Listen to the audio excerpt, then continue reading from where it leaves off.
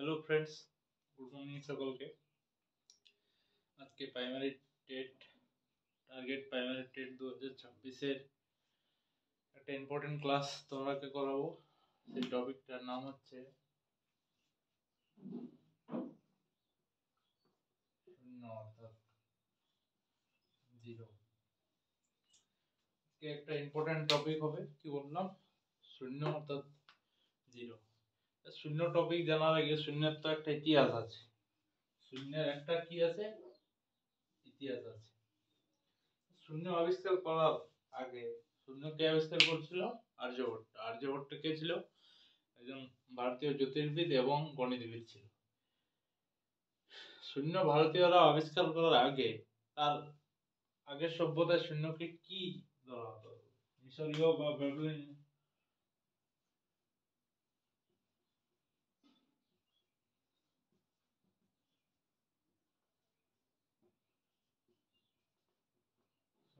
ব্যাবিলনীয় সভ্যতা শূন্যকে কি হিসেবে বলা হতো? খালি স্থান।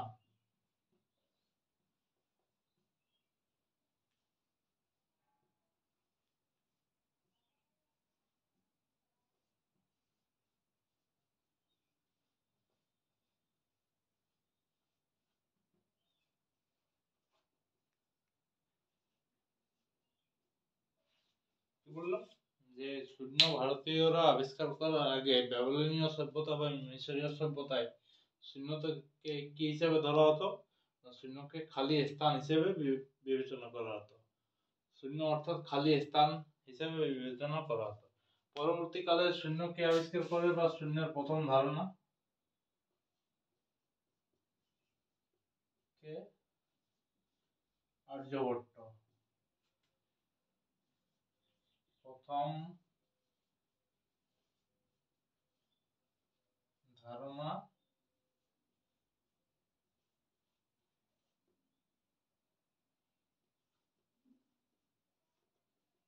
বা আবিষ্কার। প্রথমে কি বললাম যে মিশরীয় সভ্যতা ব্যাবিলনীয় সভ্যতায় শূন্যকে খালি স্থান হিসেবে বিবেচনা করা হতো। পরবর্তীকালে আমাদের ভারতীয় জ্যোতির্বিদ বা গণিতবিদ আর্যভট্ট শূন্যের প্রথম ধারণা দেন বা শূন্যের আবিষ্কার করেন। শূন্যের প্রথম আবিষ্কার কারা করেছিল? ভারতীয়রা। কে আবিষ্কার করেছিল? আর্যভট্ট। আর্যভট্ট কে ছিল? একজন জ্যোতির্বিদ বা গণিতবিদ। শূন্যের প্রথম ধারণা দেন বা আবিষ্কার করেন। পরবর্তীকালে শূন্য নিয়মাবলী শূন্যকে সংখ্যা হিসাবে কে প্রতিষ্ঠা করে? পরবর্তীকালে শূন্যের নিয়মাবলী বা শূন্যকে সংখ্যা হিসাবে প্রতিষ্ঠা করে কে?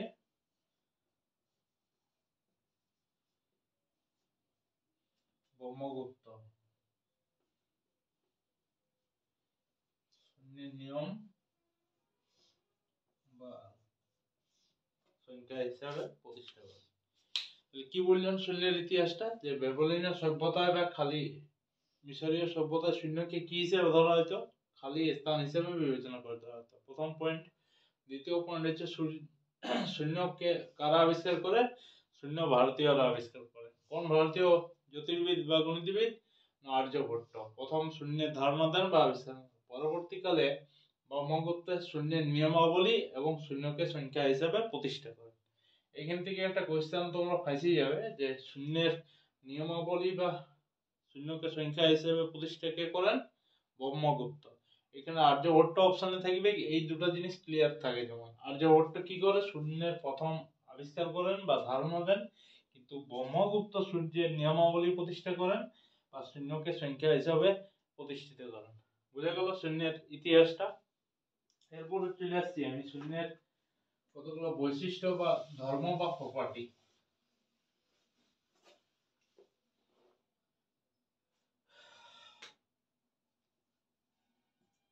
শূন্যের ধর্ম বা বৈশিষ্ট্য বা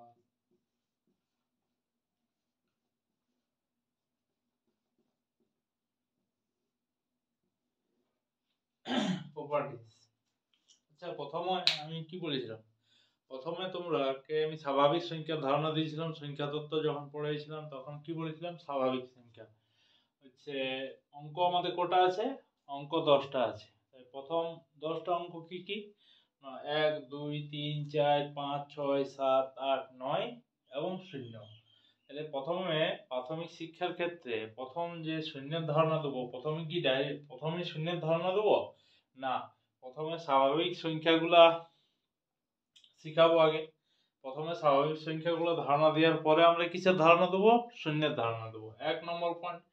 2 নম্বর পয়েন্ট মনে রাখবে, শূন্যের অপারেশনের ক্ষেত্রে কোন অপারেশনটার পরে যোগ বিয়োগ গুণ ভাগ, কোন অপারেশনটার পরে শূন্যের ধারণা দেওয়া উচিত প্রাথমিক শিক্ষার ক্ষেত্রে, বিয়োগ ধারণা দেওয়ার পরে শূন্যের বিয়োগের শিখার পরে শূন্যের ধারণা দেওয়া উচিত।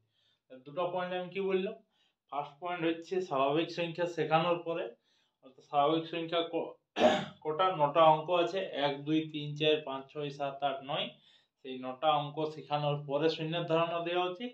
আর বিয়োগ বিয়োগ শেখানোর পরে শূন্যের ধারণা দেওয়া উচিত। এই দুটো পয়েন্ট মনে রাখবে। 2022 সালের কোয়েশ্চেনে দুটো অপশনই ছিল, ভুলবশত পর্ষদ একটা অপশন নিয়েছে, পরবর্তীকালে প্রশ্নভুল মামলা হয়েছে, দেখা যাক কি হয়। তো দুটো অপশনই ঠিক, ঠিক আছে। স্বাভাবিক সংখ্যা এবং বিয়োগ ধারণা দেওয়ার পরে শূন্যের ধারণা দেওয়া উচিত। শূন্যের ধর্ম বা প্রপার্টিজ, স্বাভাবিক সংখ্যা বলেছিলাম, স্বাভাবিক সংখ্যার পরে আমি অখণ্ড সংখ্যা বলেছিলাম। অর্থাৎ অখণ্ড সংখ্যা কাকে বলে, যে 10টা অঙ্ক আমি প্রথম কথা বলেছিলাম, সেই সমস্ত 10টা অঙ্ককে আমার কি বলে, অখণ্ড সংখ্যা বলে। অখণ্ড সংখ্যা কাকে বলে, শূন্য সমেত সমস্ত স্বাভাবিক সংখ্যাকে অখণ্ড সংখ্যা বলে। শূন্য একটা কি সংখ্যা, শূন্য একটা অখণ্ড সংখ্যা। বুঝা গেল, শূন্য একটা কি প্রথম বৈশিষ্ট্য কি, শূন্য একটা অখণ্ড সংখ্যা। আচ্ছা, অখণ্ড সংখ্যার পরে আমি কি বললাম, পূর্ণ সংখ্যা। পূর্ণ সংখ্যা অর্থাৎ ইন্টিজার, অর্থাৎ শূন্য সমেত সমস্ত ধনাত্মক সংখ্যা এবং ঋণাত্মক সংখ্যাকে অখণ্ড সংখ্যা বলে। কি বললাম, শূন্য সমেত সমস্ত ধনাত্মক এবং শূন্য সমেত সমস্ত ধনাত্মক এবং ঋণাত্মক সংখ্যা কি সংখ্যা বলে, পূর্ণ সংখ্যা বলে, নট অখণ্ড, পূর্ণ সংখ্যা বলে। তাই শূন্য একটা কি সংখ্যা, পূর্ণ সংখ্যা।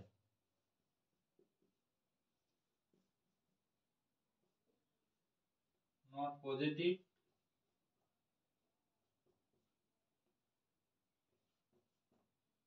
Not negative. শূন্য একটা কি সংখ্যা, প্রথম প্রপার্টিজ বা প্রথম ধর্ম কি, শূন্য একটা অখণ্ড সংখ্যা বা হোল নাম্বার, বা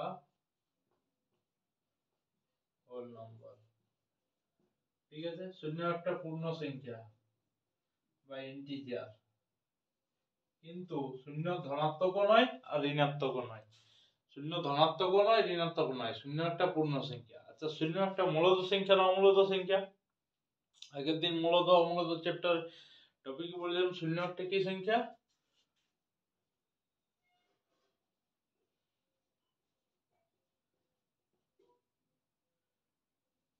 মূলত সংখ্যা।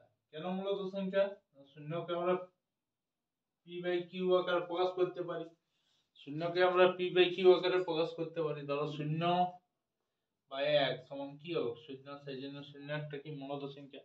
তা শূন্য জোড় সংখ্যা না বিজোড় সংখ্যা, শূন্য জোড় সংখ্যা না বিজোড় সংখ্যা, শূন্য জোড় সংখ্যা। কি সংখ্যা, শূন্য জোড় সংখ্যা। কারণ কোন সংখ্যাকে, ধরো এই একটা সংখ্যা তাকে শূন্য দিয়ে ভাগ করি, শূন্য কে যদি আমি 2 দিয়ে ভাগ করি তাহলে 2 দ্বারা বিভাজ্য। শূন্য কে 2 দ্বারা ভাগ করলে আর ভাগশেষ শূন্য থাকে, তাহলে শূন্য 2 দ্বারা বিভাজ্য। তারপর শূন্যের চারটা প্রপার্টি কি বললো, শূন্য অখণ্ড সংখ্যা, শূন্য পূর্ণ সংখ্যা কিন্তু ধনাত্মক বা ঋণাত্মক নয়, শূন্য একটা মূলত সংখ্যা, পি বাই কিউ আকারে প্রকাশ করা যায়, শূন্য একটা জোড় সংখ্যা কারণ 2 দ্বারা বিভাজ্য। এই চারটা প্রপার্টি হয়ে গেল, প্রথমে বোঝা গেল, চারটা প্রপার্টি নোট ডাউন করে নিবে তোমরা, চারটা প্রপার্টি নোট ডাউন করে নিবে। আচ্ছা, এরপরে কোশ্চেন আছে শূন্য মৌলিক না যৌগিক। এবার কোশ্চেন আসছে শূন্য মৌলিক না যৌগিক। দেখো, শূন্য মৌলিক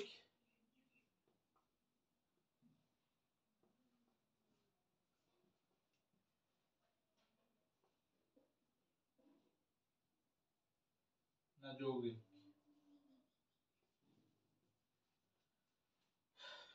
মৌলিক না যৌগিক? তাহলে শূন্য মৌলিক বা যৌগিক জানার আগে মৌলিক সংখ্যা কাকে বলে আর যৌগিক সংখ্যা কাকে বলে?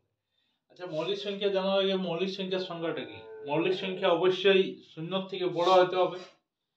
মৌলিক সংখ্যা কি একের থেকে বড় হতে হবে, কিন্তু শূন্য কি একের থেকে বড়? তাই প্রথমে হয়ে গেল শূন্য মৌলিক নয়, একের থেকে ছোট, সেহেতু শূন্য মৌলিক নয়। কি বললাম? মৌলিক সংখ্যা অলওয়েজ একের থেকে বড় হতে হবে। মৌলিক সংখ্যা দুটো উৎপাদক থাকতে হবে, কিন্তু শূন্য তো অসীম উৎপাদক আছে। শূন্য গুণিত 1, শূন্য গুণিত 2, শূন্য গুণিত 3, শূন্য গুণিত 4 করে ডট ডট ডট অসীম পর্যন্ত উৎপাদক পাওয়া যাবে। তাহলে শূন্য উৎপাদক নিশ্চয় দুটা লয়, তাহলে শূন্যকে আমরা মৌলিক সংখ্যা হিসাবে গণ্য করব না। কি বললাম? শূন্য মৌলিক না যৌগিক? তাহলে শূন্য একটা মৌলিক সংখ্যা বটে কি না? শূন্য একটা মৌলিক সংখ্যা নয়। এবার যৌগিক সংখ্যাটা দেখিলি, কারণ শূন্য একটা মৌলিক সংখ্যা নয়, কারণটা কি বললাম? মৌলিক সংখ্যা বলে মৌলিক সংখ্যা অলওয়েজ একের থেকে বড় হবে এবং যে কোনো দুটো উৎপাদক থাকবে। তাহলে মৌলিক সংখ্যা কি বললাম? অলওয়েজ একের থেকে বড় হবে। শূন্য কি একের থেকে বড় বটে? ছোট, তাহলে মৌলিক সংখ্যা নয়। আরেকটা কি ছিল? যে কোনো দুটো উৎপাদক থাকবে, কিন্তু শূন্যের তো একাধিক উৎপাদক আছে, তাহলে শূন্য মৌলিক সংখ্যা নয়। প্রমাণিত হলো তাহলে শূন্য মৌলিক নয়। এবার যৌগিকটা দেখি। যৌগিক সংখ্যা একটা পয়েন্ট মনে রাখবে, যৌগিক সংখ্যাকে দুটি প্রাকৃতিক সংখ্যার গুণফলে প্রকাশ করা যায়। যেমন আমি বলছি 4 2 গুণিত 2 হলো, বা 6 2 গুণিত 3 হলো। ধরো 6 একটা মৌলিক সংখ্যা, এই 6 একটা যৌগিক সংখ্যা 12, 6 গুণিত 2 আর 3 গুণিত 4 দুটো প্রাকৃতিক সংখ্যার গুণফল আকারে প্রকাশ করতে পারছি। দুটো প্রাকৃতিক সংখ্যার গুণফল আকারে প্রকাশ করতে পারছি, কিন্তু শূন্যকে আমরা দুটো প্রাকৃতিক সংখ্যার গুণফল আকারে প্রকাশ করতে পারবো? শূন্যকে শূন্য নিতেই হবে। 0 গুণিত 3 হবে, 0 গুণিত 4 হবে। তাহলে দুটো আলাদা আলাদা প্রাকৃতিক সংখ্যার গুণফল আকারে প্রকাশ করতে পারছি আমি শূন্যকে? না।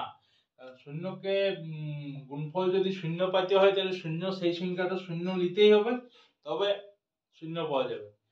শূন্যকে আমরা দুটি প্রাকৃতিক সংখ্যার গুণফল আকারে প্রকাশ করতে পারবো না। দুটি আলাদা আলাদা প্রাকৃতিক সংখ্যার গুণফল আকারে প্রকাশ করতে পারবো না, তাহলে শূন্য যৌগিকও নয়। তাহলে শূন্য মৌলিকও নয়, আবার যৌগিক সংখ্যাও নয়। তাহলে প্রপার্টিটি কি হলো? শূন্য মৌলিক সংখ্যাও নয়, শূন্য যৌগিক সংখ্যাও নয়। বুঝা গেল? তারপরে প্রপার্টি শূন্য একটা নিরপেক্ষ সংখ্যা।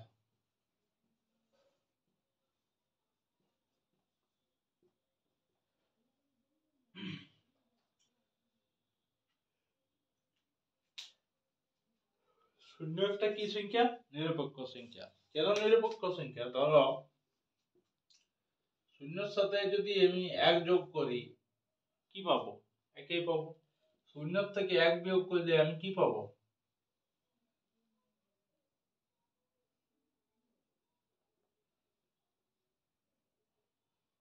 একের থেকে শূন্য যোগ করলে কি পাবো? 1। একের থেকে শূন্য বিয়োগ করলে কি পাবো? একই পাবো। অর্থাৎ শূন্যর যোগফল এবং বিয়োগফলে অন্য সংখ্যাকে আমার কি করে প্রভাবিত করে নাই, নিরপেক্ষ ভূমিকা হিসাবে কাজ করে। অর্থাৎ শূন্যর সাথে কোনো সংখ্যা যোগ বা বিয়োগ করলে আমার কি হয়? কোনো সংখ্যা থেকে শূন্যকে যোগ করলে বা বিয়োগ করলে সংখ্যার কোনো পরিবর্তন হয় না, অর্থাৎ সংখ্যাকে প্রভাবিত করে নাই। সেই জন্য শূন্যকে আমি কি সংখ্যা বলবো? নিরপেক্ষ সংখ্যা বলবো। আচ্ছা, স্থানের উপর কি ডিপেন্ড করে? অবস্থান, স্থান। শূন্যের আরেকটা কি?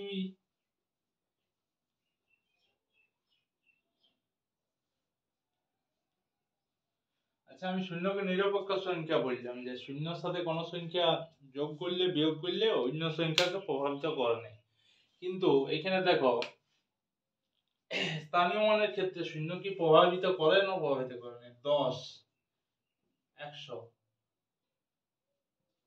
1000। দেখো যখন স্থানীয় মান করে 1 ও 10 হলো 10, ভ্যালুটা দেখো, তারপরে একের পরে দুটো শূন্য, 100 হয়ে গেল, একের পিঠে তিনটে শূন্য, 1000 হয়ে গেল। শূন্যের যদি আমার ডান দিকে এই কোন সংখ্যা যদি ডান দিকে শূন্য বসে তাহলে স্থানীয় মানের উপর প্রভাব বিস্তার করে, কিন্তু কোন সংখ্যার বাঁ দিকে যদি আমার শূন্য বসে তাহলে স্থানীয় মানের উপর প্রভাব বিস্তার করে না, কিন্তু দশমিকের পরে যদি থাকে সংখ্যার বাঁ দিকে সেক্ষেত্রে প্রভাব বিস্তার করবে, কিন্তু নরমালি যদি কোনো সংখ্যা থাকে আর যদি বাঁ দিকে থাকে তাহলে কোনো প্রভাব বিস্তার করে না। তাহলে আরেকটা বৈশিষ্ট্য কি হলো, শূন্য স্থান ধারক। শূন্য স্থান ধারক। এরপরে শূন্য কোন পদ্ধতি মানে চলে না দশমিক পদ্ধতি আমার মানে চলে। শূন্য কোন পদ্ধতি মানে চলে না দশমিক সংখ্যা পদ্ধতি।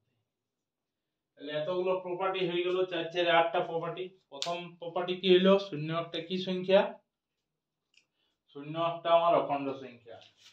শূন্য কি সংখ্যা, অখণ্ড সংখ্যা। শূন্য মূলত সংখ্যা, শূন্য বাস্তব সংখ্যা, শূন্য জোড় সংখ্যা, শূন্য মৌলিক নয় যৌগিক নয়, শূন্য ধনাত্মক নয় ঋণাত্মক নয়।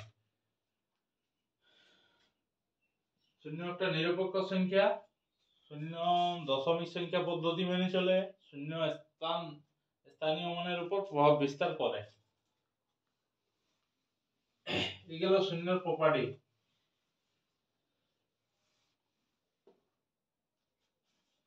এরপরে যে যে কোশ্চেন গুলো আছে, যে প্রথম কোশ্চেনে আমি বললাম যে প্রাথমিক শিক্ষার ক্ষেত্রে শূন্যের ধারণা দেওয়ার সময়, ধরো প্রথম কি বললাম যে প্রথম পয়েন্ট হচ্ছে প্রাথমিক শিক্ষার ক্ষেত্রে শূন্যের ধারণা। এক হচ্ছে স্বাভাবিক সংখ্যা,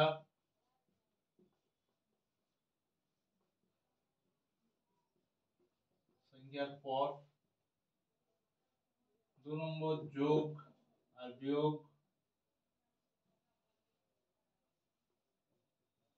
শেখার পর।